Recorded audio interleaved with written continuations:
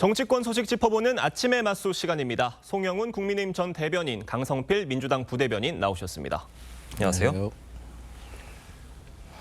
국회 내란 혐의 국조특위가 추진한 윤석열 대통령의 구치소 청문회가 불발됐습니다. 관련해서 여야 목소리 들어보겠습니다. 국회의 권위를 무시하는 증인의 무례한 태도에 위원장으로서 깊은 유감을 표하지 않을 수 없습니다. 국회를 무시하면서도 헌법재판소에서는 꼬박꼬박 출석해서 궤변을 이어가고 있습니다. 소위 비상계엄과 관련된 부분은 이미 재판이 본격적으로 진행 중에 있고 국조특위에서 뭘 더 밝히겠습니까? 재탕, 삼탕하고 있는 것이 국조특위의 현실 아니겠습니까? 송영훈 대변인님, 지금 윤석열 대통령과 김용현 전 장관이 조사에 응하지 않으면서 결국 청문회가 맹탕으로 끝났다 이런 평가인데 이 증인들이 조사에 응하지 않을 것이라는 거를 국조특위가 정말 몰랐을 거냐 뭐 이런 지적들도 있어요. 당연히 알았다고 보는 것이 합리적이겠죠. 지금 윤 대통령이나 김용현 전 장관이나 각자의 윤 대통령의 탄핵 심판 그리고 각자의 형사 재판에 응하고 있는 태도에 비춰봤을 때 국회에서 구치소를 방문해서 청문회를 열겠다고 해도 응하지 않을 것은 명확관화했다고 보여집니다. 그렇다면 왜 뻔히 예상되는데도 불구하고 구치소까지 가서 조사를 거부당하는 그런 모습을 연출해야 됐겠는가. 저는 이런 배경에는 지금 이재명 대표가 여러 가지로 지지율이 정체되어 있는 상황에서 윤 대통령과의 일종의 적대적 의존 관계를 인위적으로 복원하려는 그런 시도가 있다고 보여집니다. 그러니까 윤 대통령이 직무 정지가 되면서 이재명 대표도 윤 대통령의 존재로 인한 반사 이익이 빠르게 소멸되고 있는 상황이었거든요. 그런 시점에서 구치소까지 야당 의원들이 방문해서 조사를 진행하려고 했지만 극구 거부했다라는 모습을 연출함으로써 그 반감을 다시 한번 불러일으키고 이재명 대표의 반사 이익을 회복하려는 그런 정치적 의도가 있었던 것이 아닌가 하는 그런 아쉬운 대목이 있습니다. 강성필 대변인님, 지금 구치소 청문회에 여당 의원들은 불참을 했고요. 국조특위 무용론까지 제기하고 있습니다. 어떻게 보세요? 그러니까 이제 우리가 헌법재판관과 관련된 인사청문회에도 국민의힘 의원들이 참석을 안 했지 않습니까? 보이콧을 했죠. 그래놓고 나중에 와서 청문회에 참석하지 안 해놓고서 재판관의 성향에 대해서 불만을 제기하잖아요. 이게 할 일을 하지 않고 나중에 이 일을 제기하는 것은 사실 공감받지 못하는 것이거든요. 마찬가지로 이 청문회가 여당 입장에서는 비록 마음에 들지 않고 혹은 또 뭐 효용론이 없다고 느낀다고 하더라도 어쨌든 법에 정해진 절차 한도 내에서 이루어진 거면 저는 여당도 참석을 해야 된다고 생각을 합니다. 근데 그것마저도 어쨌든 국회의원으로서의 본인들의 선택입니다. 그러니까 비상계엄에 대해서 많은 국민들이 궁금해하고 관심이 있지 않습니까? 그리고 윤석열 대통령도 지금 억울하다고 막 말을 하는 상황이잖아요. 그렇기 때문에 최대한 많은 사람들의 많은 목소리를 듣는 것이 진실 규명을 하는 데 도움이 될 것이고 저는 대통령과 김용현 장관, 특히 대통령께서는 국조특위에 나오셔야 된다. 왜? 본인이 비상계엄을 선포한 가장 큰 이유가 그동안 예산과 관련된 탄핵과 관련된 어떤 야당의 폭거에 대해서 국민들께 알리기 위해서 피치 못한 선택을 했다고 하셨기 때문에 그러면 얼마나 좋은 기회입니까? 본인이 평소에 그렇게 하고 싶었던 말을 특히나 야당 의원들 앞에서 할 수 있는 것이고 또 야당 의원들을 상대로 질의를 하는 과정에서 국민들께 본인의 비상계엄이 합당했다고 동의를 구할 수 있는 저는 절호의 기회이기 때문에 대통령께서도 나오시는 게 저는 좋을 거라고 생각합니다. 지금 최상목 권한대행도 오늘 3차 청문회에 증인으로 채택이 됐는데 나와서 본인이 하실 말씀을 다 하는 게 좋겠다 이런 생각 드세요?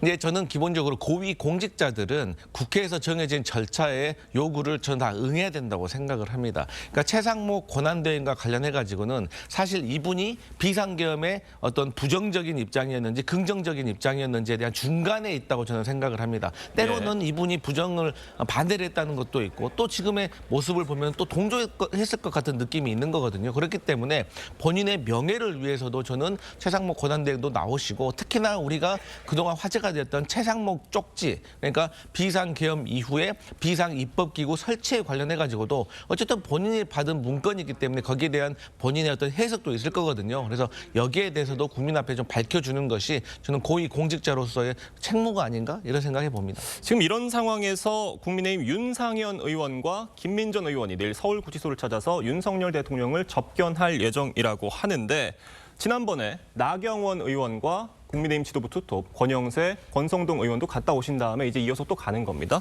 지금 이거에 대해서 야당에서는 내란 우두머리 옥바라지를 하고 있다 이런 비판도 나왔고요. 당 내에서도 이에 대한 우려의 시각이 있는데 결국에는 이런 지금 윤석열 대통령 면회 접견을 가는 것이 중도층 이탈로 이어질 수 있다. 이런 우려들인 것 같아요. 어떻게 보십니까? 맞습니다. 그런 중도층 이탈의 문제도 있고 지적하신 것처럼 야당의 프레임에 걸려들기 좋은 행보다라는 예. 우려가 당내에서 존재하고 그렇기 때문에 지난번에 뭐 나경원 의원이라든가 또는 뭐 그 권영세 비대위원장, 권성동 원내대표가 윤 대통령을 서울 구치소로 방문해서 접견을 했을 때 뭐 김재섭 의원 같은 경우에 공개적으로 그런 우려의 목소리를 드러내지 않았겠습니까? 네. 사실 윤상현 의원과 김민전 의원 같은 경우는 그 이번 비상계엄 이후 일련의 사태 초반에 전광훈 목사가 주최하는 그 집회 국민의힘 국회의원 중에 가장 먼저 거기에 참석을 했기 때문에 그런 부분에서도 지금 드러내지는 않지만은 당내에서 그 우려의 시선을 갖고 있는 분들이 있습니다. 정치에서는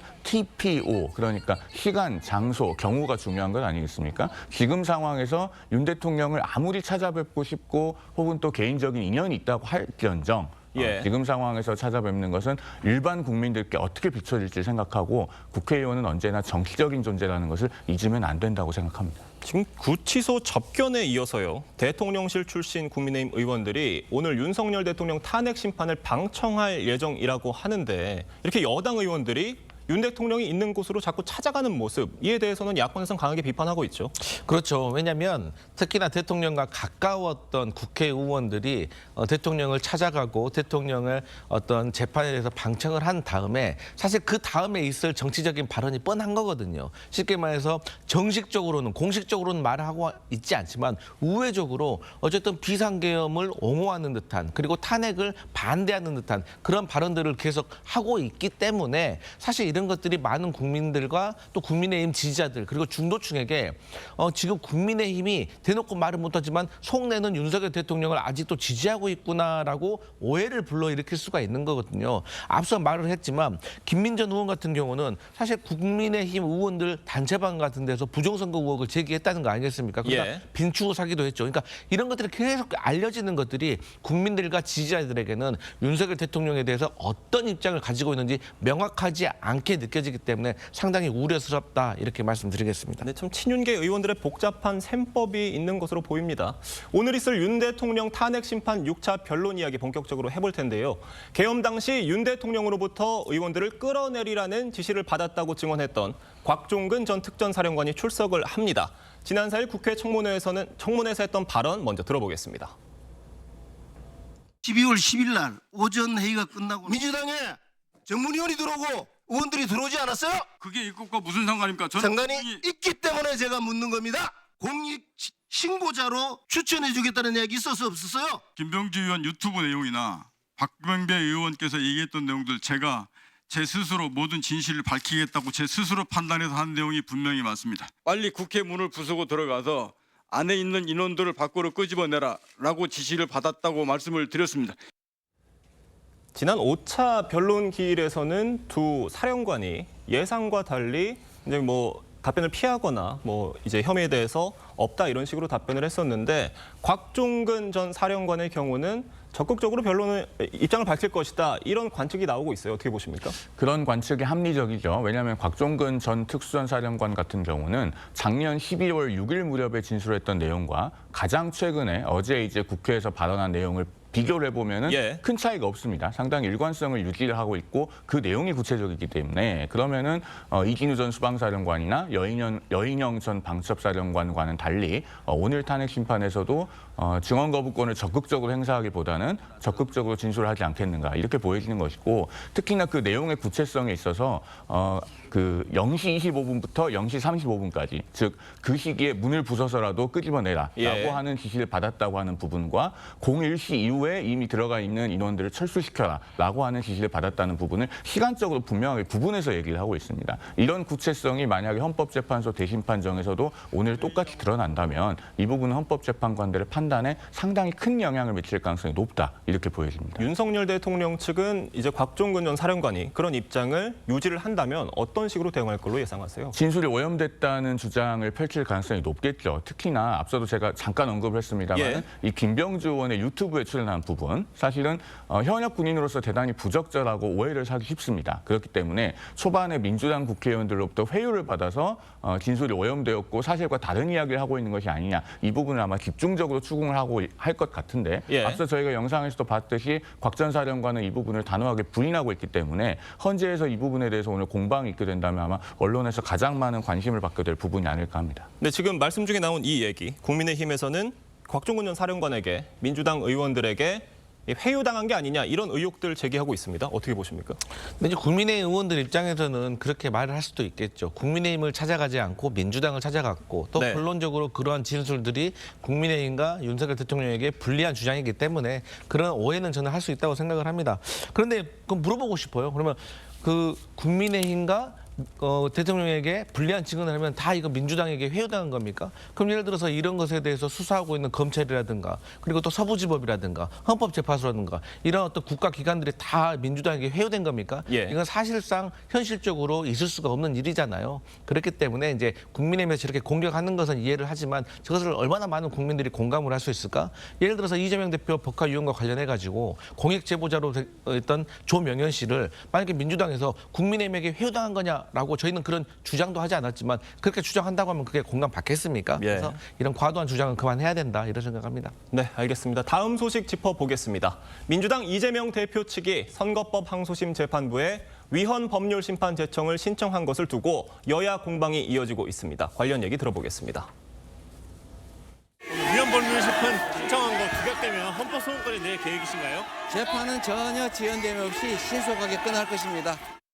본인 재판을 좀 늦추기 위한 목적이라고 생각을 해요. 본인 재판은 늦추고 그다음에 대선은 어떻게 좀 빨리 하고 해서 이렇게 본인이 어떤 사법적인 리스크를 없애고자 하는 게 너무 분명하기 때문에 법원에서 알아서 잘 처리할 거라고 저는 기대하고 있습니다. 재판 지연의 우려가 아니고요. 피고인의 당연한 권리라고 보입니다. 선거법상 사실 방송에서 일어났던 행위를 가지고 죄를 만드는 것은 주요 선진국에서도 사례가 없는 일이거든요. 그러니까 지금 이재명 대표 측이 위헌 법률 심판을 제청한 공직선거법 250조 1항 이 부분은 그런데 헌재에서도 여러 차례 합헌 결정이 났던 부분이죠. 맞습니다. 헌재에서도 그동안에 7차례 정도 예. 공직선거법 250조 1항의 서로 다른 부분들에 대해서 합헌이라는 판단들이 있어 왔고요. 무엇보다도 대법원에서 예. 공직선거법 250조 1항에 대한 위헌 법률 심판 제청 신청을 기각한 복수의 판례가 존재합니다. 특히 그중에 2020년 7월 16일에 그 신청인의 위헌 제청 신청을 기각한 그 사례는 바로 신청인이 이재명 대표 본인입니다.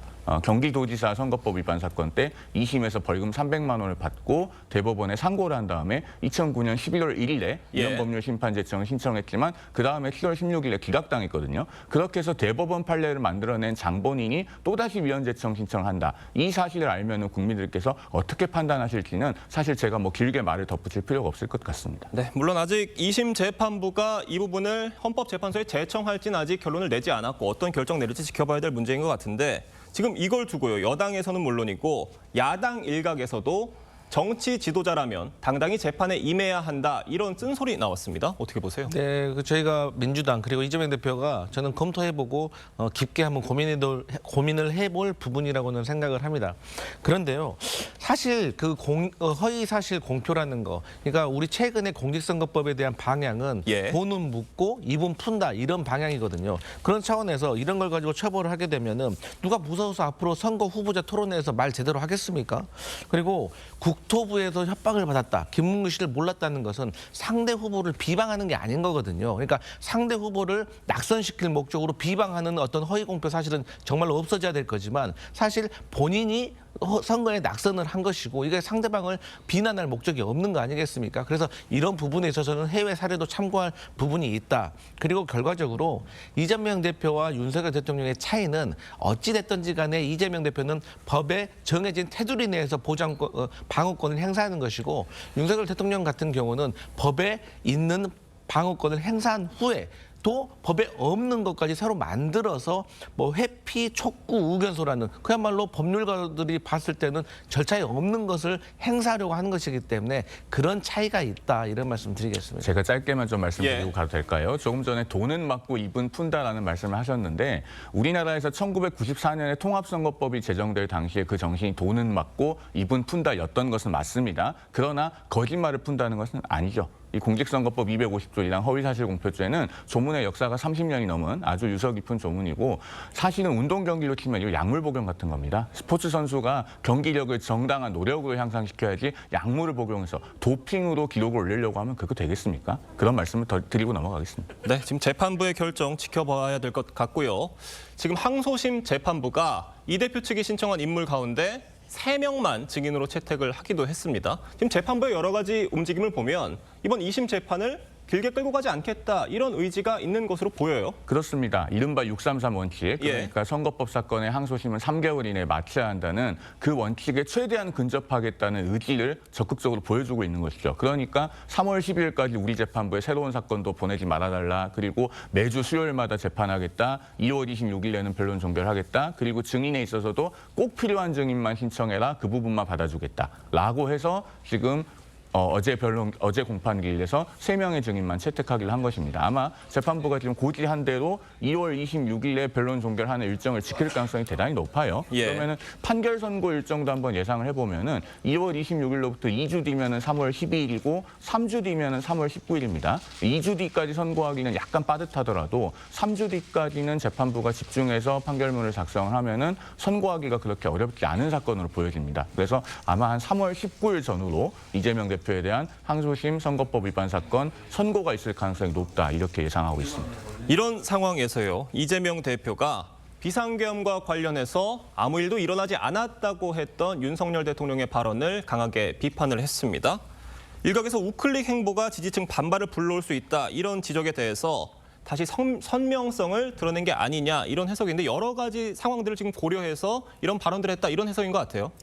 이제 여권에서는 그렇게 해석을 할 수 있지만 저희 민주당 입장에서는 윤석열 대통령에 대한 비판과 그리고 그 이재명 대표의 최근에 있었던 정책적인 우클릭은 이건 축구와 야구처럼 다른 얘기입니다. 이건 정책에 대한 얘기인 것이고 정치에 대한 얘기인 것입니다. 그러니까 최근에 윤석열 대통령께서 호수의 달 그림자, 그러니까 아무 일도 없었다라는 식의 발언은 정말 잘못된 것이죠. 아니 아무 일도 없었다고 하는데 대한민국의 대외 신임도가 떨어지고 환율이 올라가지고 기업들이 무역이라든지 이런 것을 하는 데 있어서 얼마나 경제적인 고통을 받고 있고 우리 외환 보유고도 지금 거의 바닥난 상황이라는 거 아니겠습니까? 또 결과적으로 아무 일도 일어나지 않았다고 하지만 지금 현재 윤석열 대통령은 감옥에 계신 겁니다. 근데 어떻게 아무 일도 일어나지 않았습니까? 그래서 이러한 것들에 대해서 비판을 하는 거하고 최근에 이재명 대표가 보인 어떤 정책적인 방향의 훼손은 좀 다른 문제이다 이런 생각합니다. 지금 당내 비명계에서는요. 당 정체성까지 버릴 수 없다는 비판도 나오고 있는데 반도체 52시간 예외 적용을 두고도 당내 이견이 큰 상황이고요. 이재명 대표도 이 부분에 대해서 말들이 조금씩 결이 달라지고 있는 상황 같아요. 결국에는 이재명 대표의 지금 우클릭 행보에 대한 진정성 여부가 쟁점화되고 있는 상황으로 보입니다. 어떻게 보세요? 사실은 우클릭이라기보다는 말 바꾸기라고 하는 것이 적확한 표현이라고 생각합니다. 그리고 그 말 바꾸기가 사실은 아무런 원칙도 없고 예측 가능성이 현저히 떨어지기 때문에 이재명 대표가 앞으로 반도체 특별법에 대해서 정말로 입장을 공식적으로 선회해서 법안 통과까지 나설 수도 있겠습니다만 그렇게 했다가도 혹시라도 상황이 달라지고 국면이 바뀌면은 또다시 그 반도체 특별법에서 52시간 예외 조항은 삭제한다든가 이런 식으로 얼마든지 제2, 제3의 말 바꾸기가 일어날 수 있다고 생각합니다. 그런 점에서 지금 중요한 것은요. 이재명 대표가 당장의 곤궁한 위기를 벗어나기 위해서 말을 바꾸고 입장을 180도 선회해서 위기를 벗어나려는 그런 정치적 제스처에 매달리기보다는 정말로 본인이 추구하는 경제 정책이 무엇이고 정치적인 철학이 무엇인가를 국민들 앞에 정확하게 드러내고 그리고 과거의 자신과 지금의 자신이 달라진 부분에 대해서는 국민들 앞에 진정성 있게 사과하는 것입니다. 그런 것 없이 무슨 토론회를 주최한다든가 정치적인 수사가 바뀌는 것만으로는 오히려 더 국민적인 혼란만 가중될 뿐이다. 이런 부분에 대해서 민주당 내부에서도 비판의 목소리가 나오고 있는 것을 정확하게 귀 기울여 들어야 된다라고 말씀드리겠습니다. 강성필 대변인님, 지금 이재명 대표를 향한 비명계 견제도 본격화되는 모양새인데 지금 비명계 대권주자로 거론되는 이른바 3김 중에 김경수 전 경남지사는요. 민주당에 복당을 신청을 했습니다. 만약에 이 복당 신청이 받아들여지고 조기 대선이 현실화가 된다면 민주당 경선에도 참여할 수 있게 되는 거잖아요. 이렇게 된다면 계파 갈등 더욱 심화되지 않을까 이런 분석들이 있어요. 그런데 역대 대선을 봤을 때 우리가 경선 안 한 적이 있습니까? 그리고 경선하는 과정에서 조금의 감정이 상할 수는 있는 것이지만 결국에는 그런 감정이 상한 것까지 다 극복해내고 결국에는 대선 후보가 정해지면 당이 하나로 똘똘 뭉쳐가지고 그 대선 후보를 위해서 열심히 선거운동을 하는 것들, 그리고 지지층을 넓히고 외연을 확장하는 것들, 이런 것들이 있느냐 없느냐에 따라서 대선에 승리하느냐 패배하느냐가 결정되는 것이거든요. 그렇기 예. 때문에 저는 민주당 내 다른 후보들이 이러한 부분을 잘 알고 현명하게 대처하리라 저는 믿습니다. 네, 알겠습니다. 오늘 두 분 말씀은 여기까지 듣도록 하겠습니다. 감사합니다.